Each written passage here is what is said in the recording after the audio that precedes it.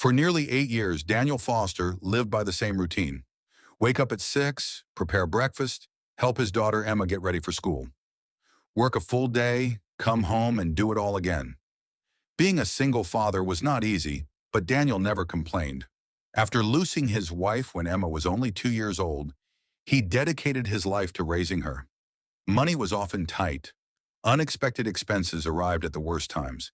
Yet Daniel always found a way forward. What nobody knew was that every month, without fail, he donated a small portion of his income to a children's medical foundation. The amount wasn't large.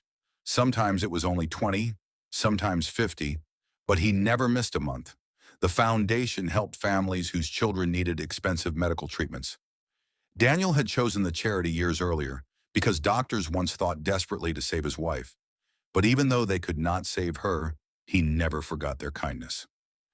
One afternoon after finishing work, Daniel took Emma to a downtown cafe.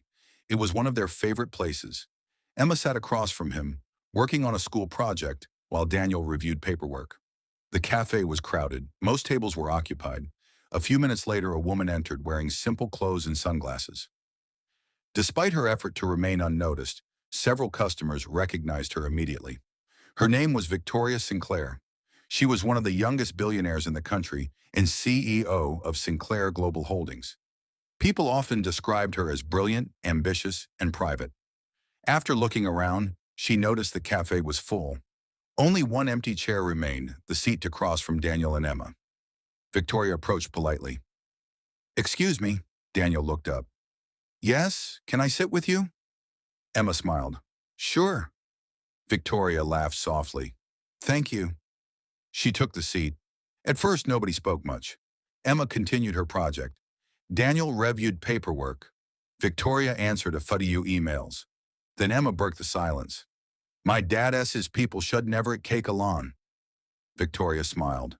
"Is that so?" Daniel shook his head. "I may have said something like that." Emma pushed a small dessert toward Victoria. "You can share ours." Victoria couldn't remember the last time a stranger had offered her something so sincerely. "Thank you." As the conversation continued, she found herself enjoying their company. There was no pressure, no business discussions, no one asking for favors, just a father and daughter enjoying time together. For Victoria, it felt refreshing.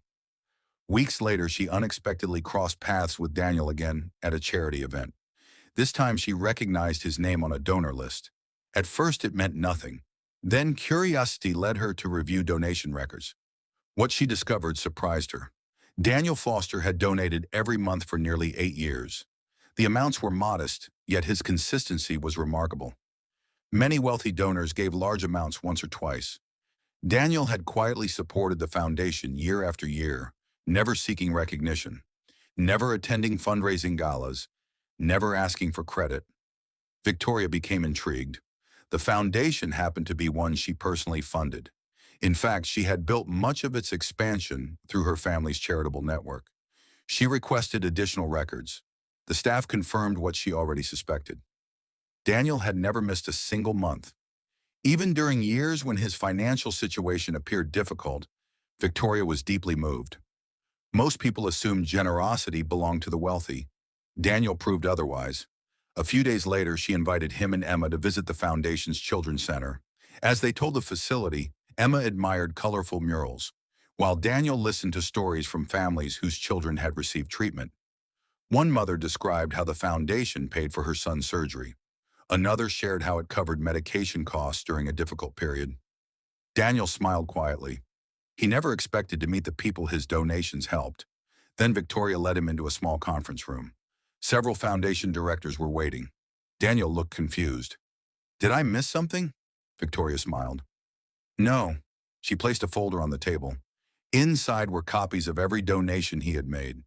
Daniel stared at them. "You kept records?" "We keep records of every gift." His expression softened. "I wasn't expecting this." Victoria nodded. "I know." Then she said something that left him speechless. "For years, you've been one of our most important donors." Daniel laughed. "I think you're confusing me with someone else." She shook her head. "No." He looked puzzled. "My donations were tiny." Victoria smiled. "Individually, yes. She paused. But generosity isn't measured by size. The room became quiet. You gave when it was difficult. Her eyes filled with emotion. You gave when nobody was watching. Daniel didn't know what to say. For years, he had believed his contributions barely mattered. Now he understood otherwise. As they left the building later that afternoon, Emma slipped her hand into her father's. Dad, yes, are you famous now? Daniel laughed, no. Emma thought for a moment, then she smiled. Good, why? Because you're still my dad. Victoria overheard and smiled after building billion-dollar companies and meeting countless powerful people. She realized something important. True generosity wasn't found in boardrooms or headlines. Sometimes it was found in a hard-working single father who quietly gave what he could for years, expecting nothing in return. Story end.